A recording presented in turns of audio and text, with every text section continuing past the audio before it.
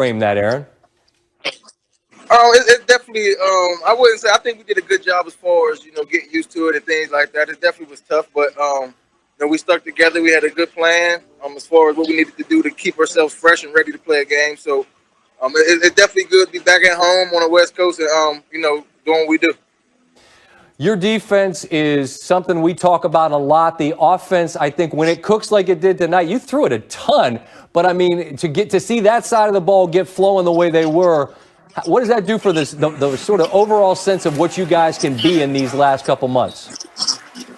That's what it's about. I think it was a great team win. I think, we did things good on the defense. We made a couple of mistakes here and there, but, the offense was there, made great plays. Special teams stepped up, made plays for us. So that's what you get to do to win games in this league, man. It's about playing as a team, sticking together in all three phases, making plays. And I think we did that today. So we got a lot of film to watch and learn from it and get better. So I don't think they're going to leave without you, but I imagine you got a flight to catch. So go get on the plane, travel safely home, and Aaron, have a happy Thanksgiving. I appreciate you making time for us. I appreciate you. Happy Thanksgiving to you too. Brought to you by Die Hard Batteries, available at Advanced Auto Parts. Good one on Monday night, Rams and Buccaneers. Jared Goff threw the ball 51 times. 51 times for 376 yards. That's tied for the second most completions in a game in Monday Night Football history. The 39 completions on the 51 attempts. Kupp and Woods, as we mentioned, were on the receiving end, both for double-digit grabs. They get a pick late. They win by 4. Look forward to a visit every week with Ryan Clark, who is here now. And Ryan, the Rams offense was interesting to me, man. When they were cooking, they were going. But then they bogged down for stretches, which allowed the Buccaneers to get back in this game and tie it up. What did you make of the Rams offense, particularly when it was sharp? Well, I thought they threw the ball way too much. I didn't think they would win if they went here, but they executed so well, and Sean McVay was much better than Todd Bowles was, but it was about the diagram. It was about the scheme. Here you're going to see everybody blocked down, and Gerald Everett come out of the other side. Watch the way that he manipulates the defense on the back end, the underneath coverage wide open with all the space to the side. Easy throw for Jared Goff. And then next we're going to see one of the biggest plays of the first half. This is actually the 3 points you can say they win the game by. You're going to get the tackle out. You're going to get number 2 wide receiver out the center. And they're all going to get to Robert Woods as he comes back for the screen. Now, Robert Woods gets out of this thing because the blocks are sealed off. He has to make a decision. Does he get out of bounds? Does he get down? Or does he try to score? Because this is late in the half. He breaks it. He actually gets tackled. They get up. They spike the ball. They get 3. Now, here's a play that shows you how great Cooper Kupp is. They're going to give him a clear route with an option route on Carlton Davis, who's their best defender. Watch him hit him with the icky wicky sticky, gets outside, catches the ball. Devontae Adams is talking about that dude being underrated because he gets open, he's physical, and he has great hands. This was a virtuoso performance by Sean McVay, but also these wide receivers and even Jared Goff with the 2 interceptions. They had to show up big because the run game was stopped, and boy, did they. That won't be a fun moment in film session when you got like that, I can't imagine. Now, Ryan, on the other side of this, Brady plus pressure equals what? Pipes busted. Right? They do one or two things. They make diamonds or they bust pipes. And it's been pipes busted for Tom Brady, which we aren't used to. We're used to Brady playing well under pressure. But let's think about Tom Brady throughout this season. 2 times against the New Orleans Saints under pressure. Those were losses. Against the Chicago Bears, pressured 10 times. That was also a loss where he forgot what down it was. And then in the second half, Tom Brady totally falls apart. He takes sacks. He almost gets a turnover in the end zone and 2 overthrows for interceptions. This is becoming a problem. If Tom Brady has a utopia, if Tom Brady has an oasis of time, if he has so many opportunities to throw the ball, he can utilize his skill weapons. But if you get pressure on him, he starts to see ghosts, maybe acting like Sam Darnold a little bit and throws the ball away, takes sacks. This team hasn't played well nor won any game that Tom Brady hasn't had perfect protection. And that's an issue when you think about having to play teams like the Saints going forward. All right, Ryan, I'm going to get greedy this week. I feel like we had a bunch of really good games, and as we reach Thanksgiving, we have a sense of what we're looking at and what we're seeing. I want to get your thoughts on some teams as we head into the most important stretch of the season in just a bit, all right? All right, we move on now to some significant news on Monday. Baltimore Ravens running backs Mark Ingram and J.K. Dobbins tested positive for COVID-19. John Harbaugh said Monday they'll miss the Thanksgiving game against Pittsburgh on Thursday night, leaving Baltimore with Gus Edwards as its only back on the roster with any carries this season. Steelers look to remain unbeaten with the suddenly sluggish Ravens arriving in town. Pittsburgh's defense dominant all year. Baltimore, then the opposite coming off last season. Lamar and company still lead the NFL in rushing, but are second to last in passing. And the last time these teams met, Jackson had a career worst 4 turnovers. Staying in the AFC North, specifics on Joe Burrow's injury came out Monday, and it was not great. You had to imagine it would be bad. He tore the ACL and MCL and suffered other structural damage to his left knee in the game against Washington. Coach Zach Taylor said they expect Burrow to make, quote, a full recovery and be ready for the 2021 season. Now, the Burrow news is brutal, to be sure, and the time frame about that recovery is lengthy in terms of a return. But there is some hopeful news on another quarterback to share on this Monday, and we'll take any good news we can get at the moment. One of the scarier leg injuries we've seen in recent years was UCF quarterback Mackenzie Milton. He was a guest on our show last year as he rehabbed and remained optimistic that someday he'd return.